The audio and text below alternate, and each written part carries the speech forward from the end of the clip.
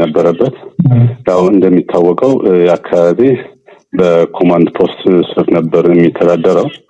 ከኮማንድ ፖስት ስር ሆነን እኛን በተለይ ቀደም ብሎ የነበረ ሰላም ተለስተል እንደናችሁ በራያ ቆቦ አላማጣ አካባቢ ለመከላከያና ፌደራል ፖሊስ ወጣ አለ በማለት ከዛ አካባቢ ላይ ያሉ አስተያየት ሰጪዎች ለሪፖርተር ሲናገሩ የሰማነው የስልክ ንግግር ነው። እስኪ ስሙትና የፌደራል ፖሊስና የመከላከያ ሰራዊቱ ያው በራሱ ሚሊታሪ ሳይንስ መሰረት ስለሚሰማራ ማለት ነው ችግር አለ እዛ አካባቢ ሌባው ዘራፊው በተለይ የደብረ ጽዮን ምናምን ቡድን የሚል ነው። እስኪ እንዴት እንደሆነ እንስማቸው። የአካባቢውን ፍልሰትና የተፈናቃዮችን ሁኔታ መቆጣጠር ካልተቻለና በአስቸኳይ ሰላም ካልሰፈነ በአካባቢው ያለው ሁኔታ ተባብሶ ይቀጥላል። አሳስ ተቋማትን የመዝረፍ ሁኔታ ላይ ተሰማርቷል። የነ ደብረ ጽዮን ቡድን ማለት ነው። እንግዲህ አሁን ወደ ለየለት ዘረፋ ውስጥ የተሰማሩት አሁን ተቋማት እየተዘረፉ ነው። ዝርፊያውን አጣጥፎታል። ያው ማታ ሲሆን ደግሞ ሃንግ አለ በብዛት ወጥቷል። ወደ ቆቦ በጣም ወጥቷል። በተለይ ወዳው መከላከያ እንደወጣ በየጫካው እያቆራረጠ ሁሉ ነው የወጣው። ሜን ሮድን ስለሚይዙት በተለያየ መንገድ እያቆራረጡ ወደ ቆቦ ገብቷል። ወደ ወልዲያም የገባሉ። ከዛም አልፎ ያው ቤተሰብ ወዳለው ይሄዳል። አሁን በሺዎች የሚቆጠር ሰው ነው። ግጭት የለም። ኦሬዲ ሙሉ በሙሉ እነሱ ስለሆነ በአርሚ ደረጃ ስለሆነ የገባው የመንግስት ተቋማትን የመዝረፍ ሁኔታዎች አሉ። ይሄ ኮማንድ ፖስቱን የሚቆጣጠሩ የመከላከያ አካላት በሰራዊቱም የለም ማለት ነው። የለም 100% ለቋል ከቦታው። ለዚህ እነሱ ያው ፖሊስ ብለው እንትን ያሉ ሰውም እንትን ያደርጋሉ። ታጣቂም ብሬንና ዲሽቃ አጥምዶ ከተማውን ተረማምሳል። ያው ሰው እንዲህ የማሸበር እና የማስፈራት ሁኔታ ይሄ እንግዲህ ትግሉን ያው ኢኮኖሚካሊ ለማድረግ ማለት ነው። በተጎሳቆልን ቁጥር ያለው ነገር አልበቃም ብሎ ችግር ተፈጥሮ የተነሳ ወይም የተፈጠረ ግጭት እንዳለ እያየን እያወቅን ያው ታጋይነን የሚሉት ሁሉ ትግላቸው በኢኮኖሚ፣ በሞራል፣ በእውቀት፣ በአመለካከት፣ በፖሊሲ፣ በገጽታ ግንባታና በማንኛውም እኛን ወደ ኋላ በሚያስቀሩ ነገሮች ላይ ነው የሚታገሉት። እነዚህ አርሚ እንግዲህ የሰለጠነው በውጊያ የለም። ውጊያውን በምን አድርገውታል?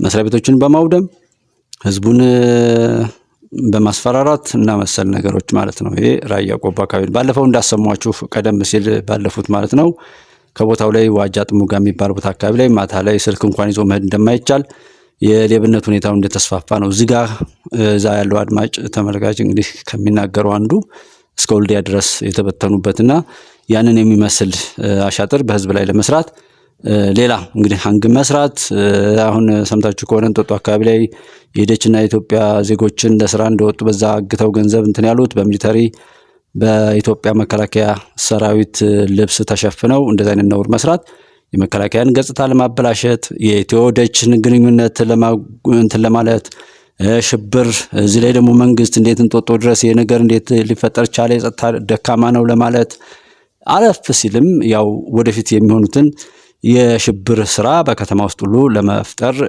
የሚሄዱበትን ተሞክሮ ያየን ስለሆነ ስለዚህ መሳሪያው የምኑ ያቀርቶ ኢኮኖሚካሊ ያለውን ጦርነት ነው። እኛ ይሄ መጨረሻውና ቀላሉ ጦርነት የሚባለው እኮ የመሳሪያው ነው። ሞር ኢኮኖሚካሊ በብዙ መልኩ ከከረንሲ ጫራታና ማጭበርበር ጋር ተጨምሮ ማለት ነውና ትግሎች ብዙ ናቸው። በዛም ይሁን በዚህ እኛ እንደ ሀገርም እንደ ህዝብም ሊጠቅመን በሚችል ነገር ላይ የእያንዳንዳችን ተሳትፎ ማድረግ ቢቀጥል ጥሩ ውጤት ይመጣል የሚል እምነት ነው ያለኝ። እኔ እስኪ ትንሽ ካለው እንስማው።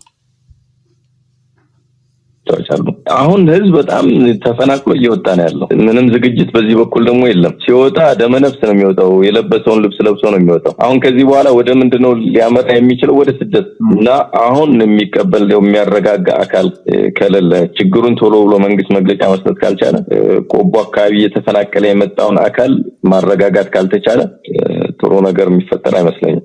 አላማጣ ያለው የጸጥታ ሁኔታ በጣም አሳሳቢ ሁኔታ ደረጃ ላይ ነው ያለው።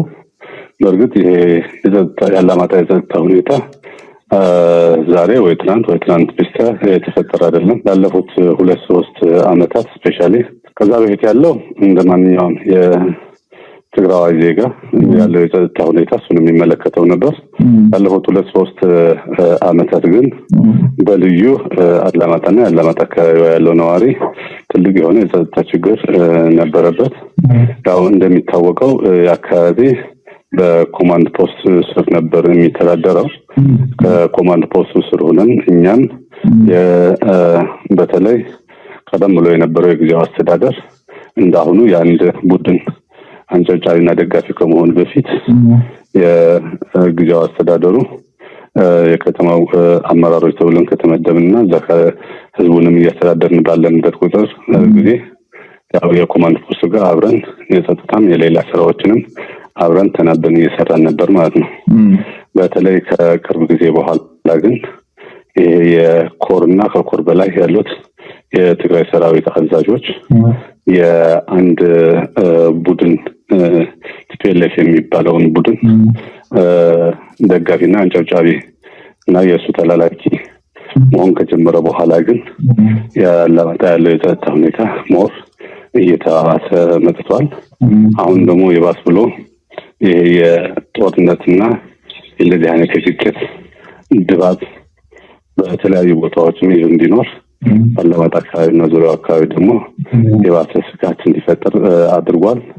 በተለይ ኮማንድ ፖስቱም ደግሞ የዚህ 2 ቀን ከተማዋን ለቆ ከወጣ በኋላ ይሄ የህወሓት ቡድንም ይሁን ካልን እንደ ፍላጎቱ እዛ አካባቢ እንዲንቀሳቀስና የፈለገውን ነገር የማድረግ እድሉ ስላገኘ ሰዎችን እንደ ፍላጎታቸው ማሰር፣ ማፈን እና የተለያዩ ጥቅሞችን መጠየቅ ጀምረዋል። በግለሰብ ደረጃ ተደራጅተውም የመንግስትን ያለ የመስሪያ ቤቶችን ንብረቶችን በግል በመውሰድና መዝረፍ ሆን ብለው ተያይዘውታል። በተለይ መከላከያ በወጣበት ሌሊት ከ25 በላይ የሚሆኑ ሰዎች እንዲታፈኑ ተደርጓል።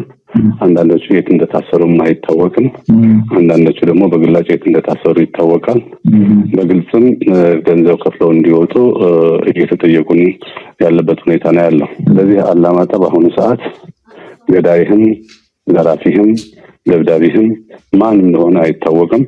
በግልና በቡድን ተደራጅተው ህዝቡን እያሰቃዩት ነው ያለው። ወደ ትግራይ የሚገባ ይሁን ተሽከርካሪ በምድርም ይሁን በሰማይ እንደኔ እምነት መከልከል የለበትም ባይ ነኝ። ቢከለከልም ማህበረሰቡ ነው የሚጎዳው። አሁን የሚደረገው ያለው ውጊያ ከበፊቱም አይፈልገውም፣ አሁንም በጽኑ ነው የሚቃወመው ያለ። ስለዚህ ይህን ውጊያ በጽናት የሚቃወም ማህበረሰብ በመሬትም ይሁን በአየር የሚደረግ ተሽከርካሪ ማቆም ህብረተሰቡን ቀጥታ መጉዳትና ያ ጦርነት ናፋቂው በህፃናት ደም ሊያራዝም የሚፈልግ አካል የልብ መስጠትና ይኸው ብለን ነበር አይደል እንደዚህ ነው አሁንም ብሎ ሌላ ፕሮፓጋንዳ አጀንዳ አድርጎ ህዝቡን እንዲያነሳሳና አገነስ የፌደራል መንግስቱና የሰላም ኃይሉን እንዲሆን ማድረግ ነው። ይሄን ደለብረት የሚሰሩት ያለ ስራ ስለሆነ በተቻለ አቅም ህብረተሰብ የኢትዮጵያ ይሄ እንግዲህ በጣም በሚገርም ሁኔታ ያው ያላማጣው ሰውዬ አቶ ዝናቡ እንደተናገረው ነው።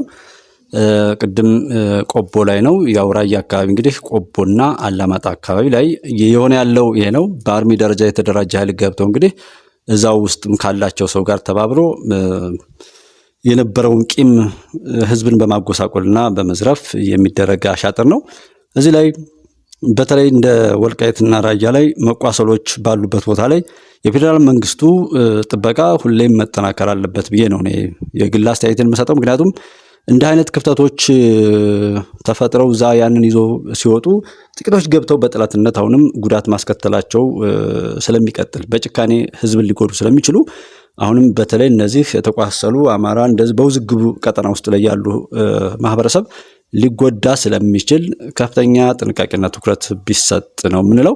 ትግል ብዙ አይነት ስለሆነ በሁሉም ነገር ላይ በተቻለ አቅም መልካም ነገሮችን ወደን መልካም ነገር እንዲመጣ የራሳችን ተሳትፎ በመልካም እንዲሆን እያሳሰብን እየተመኘን ማለት ነው። ህዝቡንም ከመከራ ከክፉ ነገር ሁሉ ፈጣሪ ይጠብቅልን እንላለን። መልካም ጊዜ